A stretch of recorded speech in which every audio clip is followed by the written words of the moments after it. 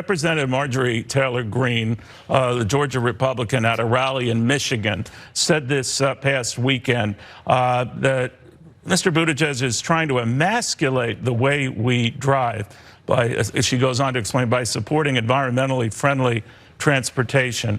But what did you think of her wording? I literally don't even understand what that means. I mean, my sense of manhood is not connected to whether my vehicle is fueled by gasoline or whether it's fueled by electricity.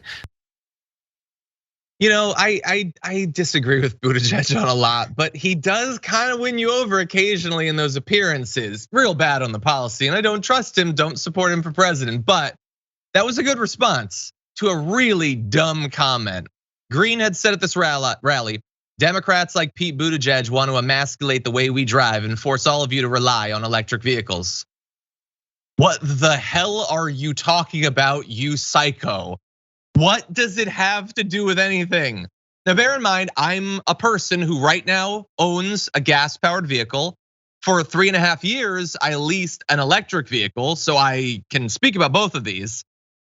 Am I missing something, JR? I know you love classic cars, you love working on cars. Is your sense of masculinity tied into internal combustion as a technology?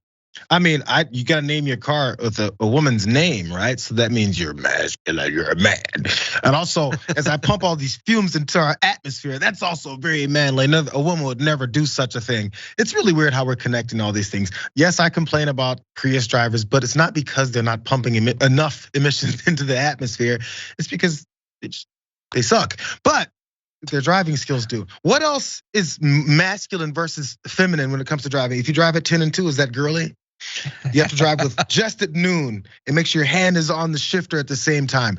I'm trying to using your blinkers. Maybe if I use my blinkers, that's so girly. What's the matter with you?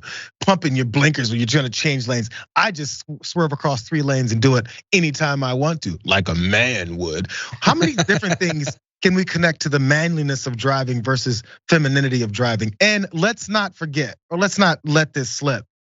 It's obvious. She's gonna go after Pete Buttigieg because he's sissifying our entire process for driving in this country. How stupid is this? 100%. She keeps doing it. Not cartoonish. You know, and if you're a conservative, like if you think that there's some argument against electric vehicles based on cost or something, okay, whatever. I don't necessarily agree with you. That's fine. She's not trying to win you over with numbers. Like you've been marketed to your whole life. Sometimes it's nuanced, sometimes it's condescending.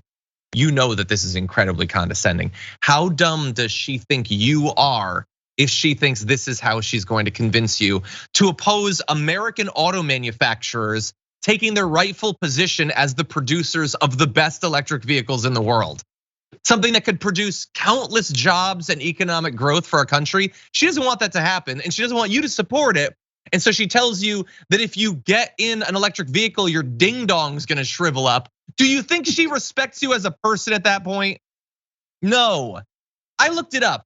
I'm no fan of Elon Musk. And so the fact that he's connected to Tesla, even though he doesn't have anything to do with the cars, bothers me. The Tesla Model S, this is not one of the best ones, just one of them, has a 2.4 second 0 to 60. Do you have any idea what instantaneous torque in an electric vehicle is like? I drove a Chevy Spark, which isn't even an awesome electric car, and you press on the gas and you shoot forward. That is an advantage that electric motors will always have over internal combustion engines. The technology is not only more advanced, I would argue that if you just get kicks off of driving, you're gonna get more of it from electric vehicles. But it's just stupid to even attach masculinity to this. They keep telling us that the left can't say what a woman is and that they know what a woman is. You know what a woman is? A woman or a man is a biological truth. It's just who you are, that's it. You don't get to decide.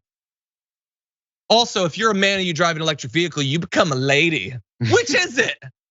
So when you drive a gas vehicle, Marjorie Greene, are you worried that if you stay in it too long, you're gonna become a dude? Do you become more masculine when you're driving a car? What a stupid, stupid way to look at the world and to make decisions about energy production and use, about transportation, about infrastructure.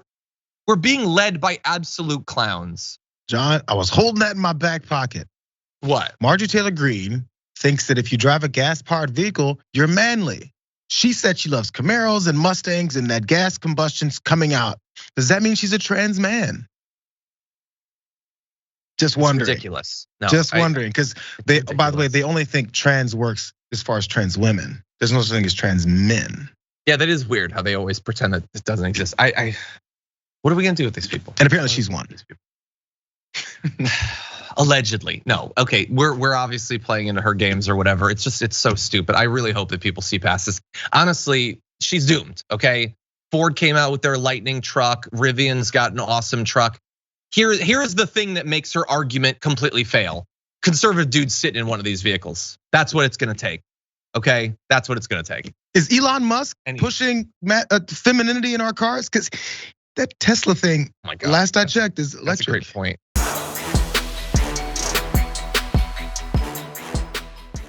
Check out the Damage Report podcast each day, wherever you get your podcasts, whether Pocket Casts or Stitcher or iTunes.